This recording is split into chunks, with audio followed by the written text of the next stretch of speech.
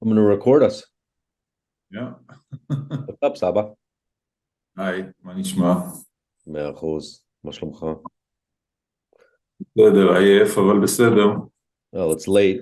It's 2 o'clock in the afternoon here. It's 9 o'clock by you. So thank you for taking a few minutes. And just want to get a little update on what's going on in the market. How are things in Israel? And then we could discuss how things are here. outside just a moment. Yeah,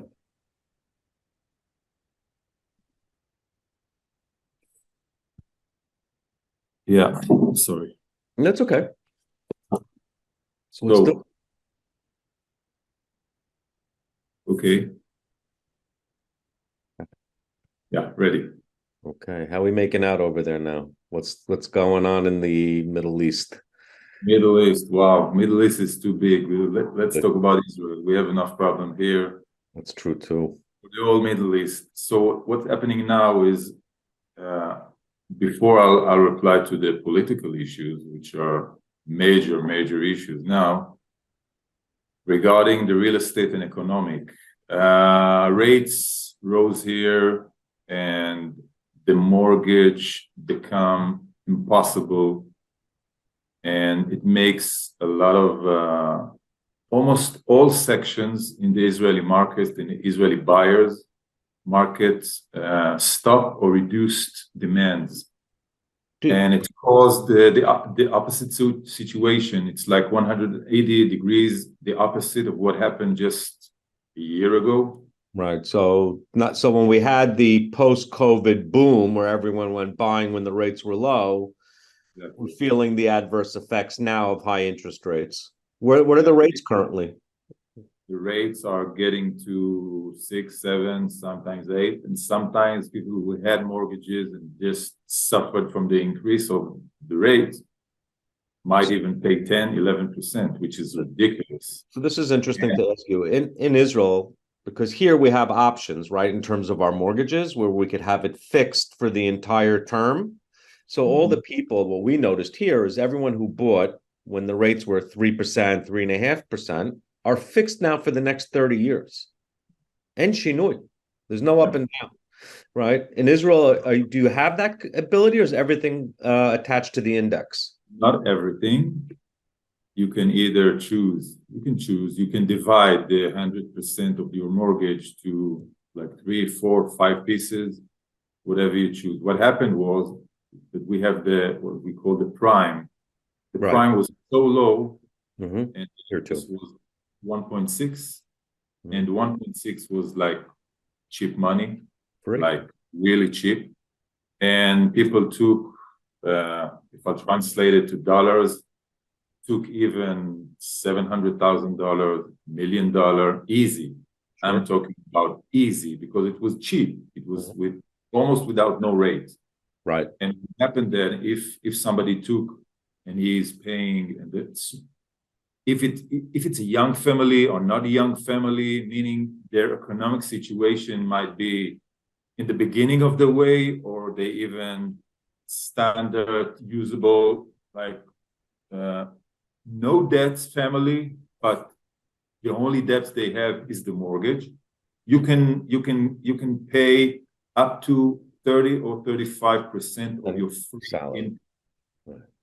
meaning all the free income, deduct all your expenses, all your debts if you have, like if you're paying for a car or for something else, and from your net you can only use about 35%. Sometimes the banks, with the authority of the Israeli General Bank, might give more, Uh-huh. but then it puts the mortgage bank in a bit of a conflict. So usually it's 30, 35%. What happened is the salaries didn't raise up.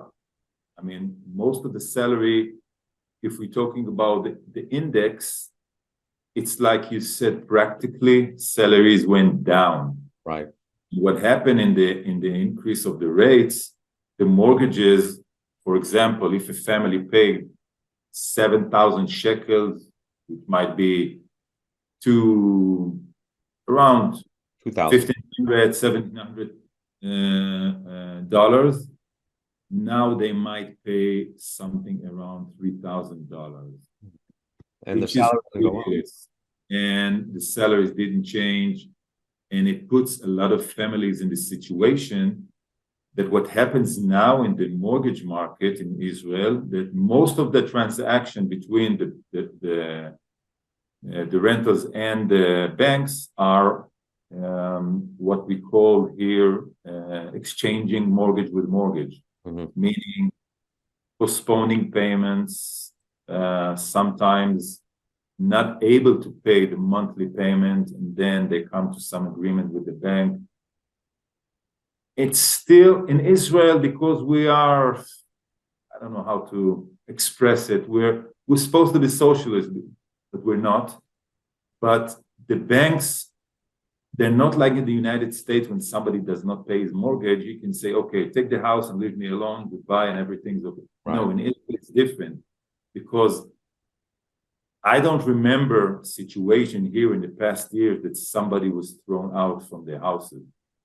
I don't think it happened, because the social reflect and the public reflect regarding the banks would be so extreme here, the banks would not allow themselves to do that. So what they do, they just open the mortgage and discuss and try to give the best terms they can, and sometimes postpone payments, do everything they can, but not getting to the point of throwing somebody from their house.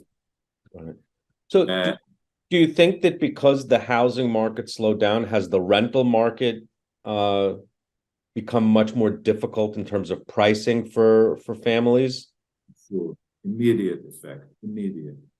What happened is a lot of family couldn't or wouldn't buy or wouldn't go to the market, the purchase market. So what they do is try to rent. And the rents, if you're renewing contract, the raise is about between 2 and 3%. Right. If there's somebody leave the apartment and there's a new tenant coming, right, it might get 10%. Wow. Even to 10%. Sometimes even more. There are areas like Tel Aviv where the demand is so high, ridiculous. Right. Prices are rising. And again, it's the same thing. Same salaries, different prices, different rents. People cannot pay. So it's an interesting point, because I was speaking to my son-in-law the other day, and you know them, my daughter and my son-in-law. And he mentioned that a lot of his friends are now leaving the country because they can't make ends meet. Is that an issue that is the geopolitical environment, in addition to the economy, creating this stress upon the younger generation to leave because it just can't make ends meet? I would say it's a bit extreme to say youngsters leave. I can remember a year that young Israelis, after the army and after the long travel in either the East or South America, didn't leave to find themselves, to study, to relocate. It happens like it happens all over the world. But I can sure say that now more young people, more young families talking about it. Mm-hmm. And another issue is because of the political situation. And it's just today, the Supreme Court of Israel had a discussion of, I would say, almost 12 hours. Wow.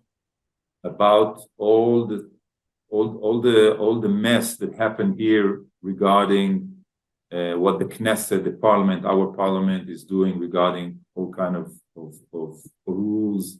There is a serious conflict between the parliament and the Supreme Court, and it's a major issue. And because of that, there are a lot of demonstrations that probably you see every day. Mm-hmm. Every day. And because of that, more and more families, again, thinking about it. Some of them left, some of them thinking about leaving, but there are much more talks about it. Right. And it makes the atmosphere a bit, I would say, uncomfortable for us. Right. Sure. Because the Israelis know they are so patriotic. And after serving the army and giving their best 3 years, suddenly those youngsters have they don't have jobs, or for sure they don't have a place to live because because residential here are so expensive if you want to live in the center. So it's really like we say, our government does not deal with the major issues now. They are dealing with all other things, which are, I don't know, for some people are important, but I don't think they are that important.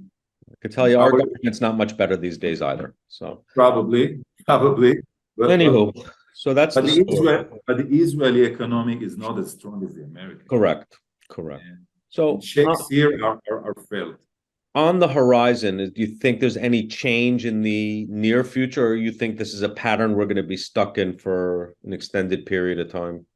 In Israel, the discussions are that at least mid of 2024, there's not going to be any change with the rates. August. Somewhere in the middle, and some are talking about 2024 is already ruined. Right. Nothing's going to happen there. Hopefully, at the beginning of 2025, something will start moving with the rates down. And if people understand and they would feel that there is a change in the air, there's a lot of psychological issue regarding purchasing houses, especially in Israel. And I believe this will bring the change. Right. Before that, I'm not sure. Okay, so two more things, and then I'm going to let you go because I know it's getting late, and thank you again. One, how are we doing in Bethlehem with our hotel listing? Any action over there? What are we running across any type of challenges? I know I've been trying to reach out to politicians here, specifically Ilhan Omar and Rashida Tlaib from Michigan. I haven't had any response back from them. And we also tried to reach out to some other people, the archdiocese, but I haven't had much success. And also with the Palestinian clientele that we have in Brooklyn also seem to be a little bit apprehensive about purchasing right now currently in that area. I mean, tell me what's going on your end. But I would say the project is so interesting to you and to me. Yeah, for sure. It's very special. It's very unique. It's very unique that we are, as Jews, you as an American and I'm as an Israeli, marketing exclusively such a special, unique hotel worldwide. Right. It's not a day-to-day thing, and it's a major issue. And I'm really proud of it because it shows that we both are very appreciated worldwide. But on the other hand, it's very difficult because of the area, because of the Palestinian Authority. It's a very complicated area, and I managed to reach a lot of links, but most of them are not really appreciated with dealing with properties over there, even though Bethlehem is a very, very special. Yeah, and I think that's one of the things that we've tried to get across to everyone is that it's a very unique spot in the world, right? Bethlehem. It's one of the holiest sites in the world. So, and I'm sure, Ron, somewhere there is someone will buy who's interested. Absolutely. We are in the way to find it. Right. And lastly, what I'm going to do is I spoke to you earlier. I'll connect you with Nomi, right? Okay. She has, from my office, she has someone who's looking to buy in either Tel Aviv, Netanya, or Caesarea, right? Sure. So I'll pass you on. I'll connect the two of you then together, and you could run from there. All right? Great talking to you, my friend. Take care, Saba. I'll see you. Bye-bye. Bye-bye.